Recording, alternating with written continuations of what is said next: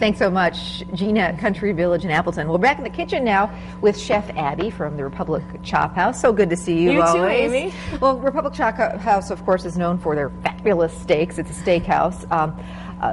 One of the best steaks in town for sure, and their sides, they're giant sides. You order big baked potatoes, got to split those. But you also do some great seafood at the restaurant. You're rolling out a new menu. Yes, we are rolling out a new menu. We're bringing in some fresh halibut, which is great, which halibut season is just started yesterday up in Alaska.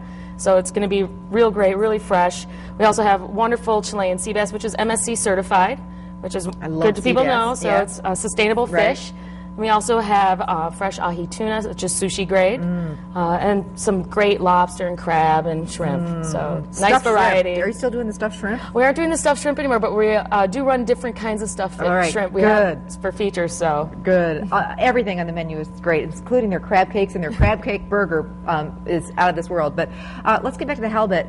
First of all, for people who are just starting the whole fish thing, like my kids and my producer Jocelyn, halibut is a really great starter fish because it's not fishy. It's really light. Right. It's not too fishy, and it's more of a little steakier, a little heavier, not so flaky. And it's really mild and really easy, and it takes on many different flavors. It goes well with a lot of different things. I've never met anyone who doesn't like it. Even the first-time fish people who bite into it, they're like, yeah, this is okay. Definitely. All right, so get us started. So first we want to sear this up. Right. We already got the pan heating up, but we're going to turn it up just a little bit more so we get a nice sear in there. Here? Yes, please. I would love some oil in there. Okay. And I'm going to season the halibut with just some kosher salt and cracked black pepper.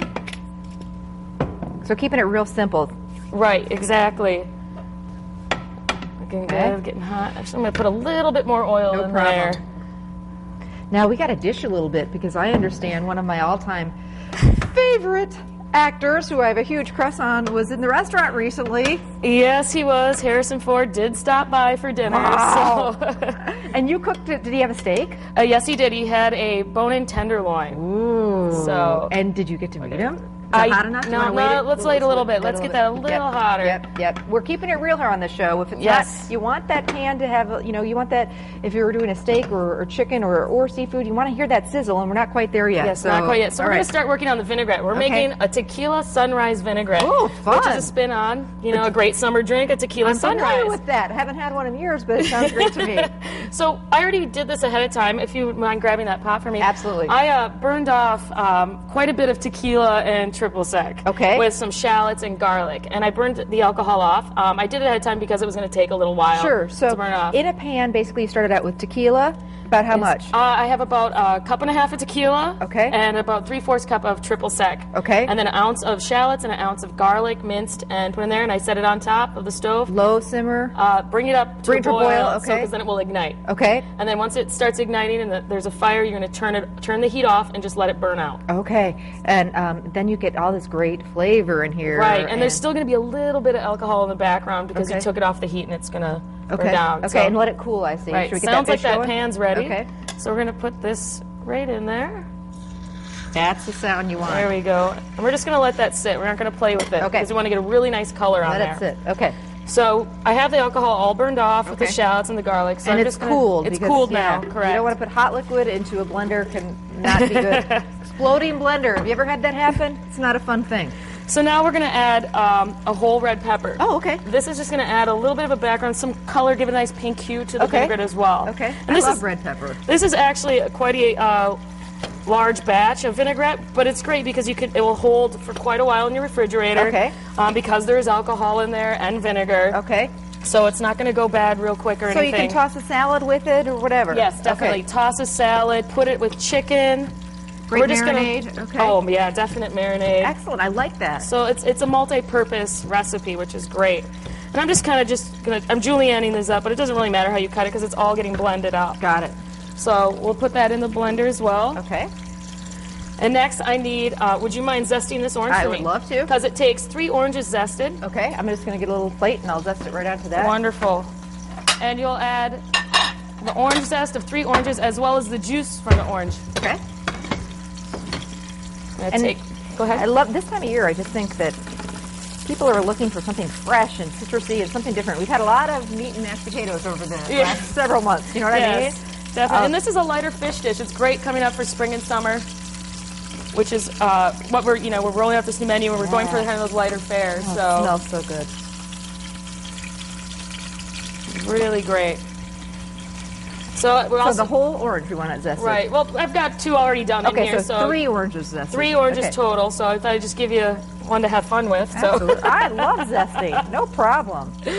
Awesome. So that's great. And you can dump that in there, and I'll cut this orange in half. Okay. Smells so good. Smells like we're in Florida. And you can squeeze by hand, but I have this handy little tool here. Okay.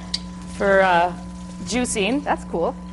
Does that catch the seeds too? It catches the seeds as well. So very retro. Makes it very convenient and easy. And when you're doing citrus like that, use the zest. If you're going to use the juice anyway, why not pump up the flavor and do a little zest? And everybody needs a microplane, I'm telling you. Exactly. Use both of those up. Starting to get a little good color. And the way you can tell for a nice color is on the edges, on the very bottom, you'll see it'll start to turn a nice golden brown. That's when you know it's starting to. So it's almost there and almost ready to flip. Next, I'm going to add some white vinegar. Okay. Just simple distilled white vinegar. Okay. Add that in there. And now I'm going to add salt. Okay. It's usually about 1.5 teaspoons. Okay. And I'm just doing my guess measuring, which I do every day. Me too. Me too. So I'm going to start by blending this up. So no oil in there yet? Not yet. Okay. No oil yet. Got it. So let me check on this. How are we doing? Yeah, get a nice scrape in there. And I have a fish spatula here, which makes it a little easier. Ooh, how's that look? There we go. Oh, that's beautiful. All right, and we'll just let that finish. And you turn the heat down a little. Yep, perfect. So now I'm going to turn the blender on. I'm going to start pureeing this and get that red pepper all pureed up.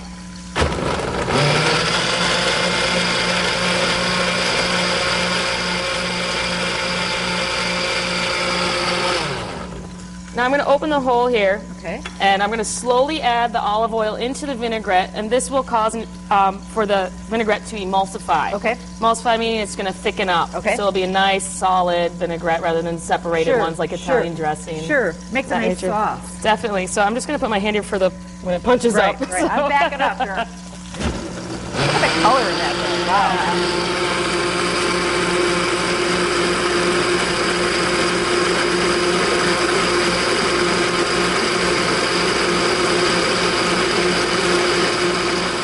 See it already thickening up there.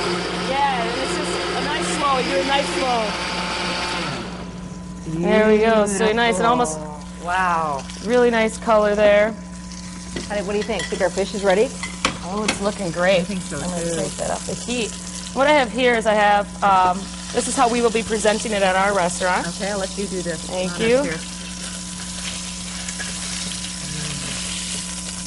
Microgreens on the side? Yes, this is microgreens, but you can use spring mix, which you can get in the store. But also coming up soon, when the farmers market things come around, there's a lot of great local farmers that have their own microgreens.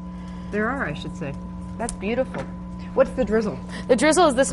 I took some cherry juice and reduced it down and made a little syrup with it. Fun. To kind of play off of the whole tequila sunrise drink. I love it. So now we're just going to do a little bit of this vinaigrette and drizzle it over the top of the fish and the greens. Wow. Now we're talking. That is absolutely gorgeous. And just a really simple, something you can do at home, really easy. As you can see, it took nearly no time at all. And you've got all that extra vinaigrette to toss with salads, marinate chicken, Absolutely. There's so many great things you can do with it. Wow, that's absolutely beautiful. Abby's going to stick around. They do a wonderful shrimp cocktail at the Chop House and with a special homemade sauce. Yeah, it's a horseradish chili sauce that we make in-house. She's going to show us how they make it. And we're making fish tacos, too, so stick with us. We'll be back. That almost looks too pretty to eat, but we'll have to figure out a way to do it. Yum.